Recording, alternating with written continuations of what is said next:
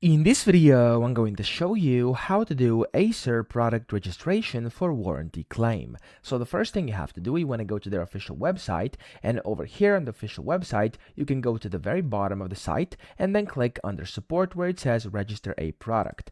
Now for the first time you do this, it's going to ask you to actually sign into your account. So if you don't have one yet, you could go ahead and sign up. So click on sign up over here, and then you can do it using your email, password, and stuff like that, or you could just go ahead and use Google, Microsoft, Facebook, Twitter or X, or Apple. So you can go ahead and of course create your account however you want and then click on the sign up button. It's going to ask you to confirm everything, just confirm it, and then you will get the access to your account, which looks like this. Now inside your account, you want to simply click on register a product here on the left, and then you will have to put in your serial number or SNID. So of course that's going to be on your product. If you don't know how to find it, click on here where it says how do I find my serial number or SNID, and that's going to take you to a separate page here where you can basically see how to locate your serial number. So just go ahead and find it for your own product. So just click on here and it's going to basically show you exactly how to do it. And whenever you know it here, you can also type in your purchase date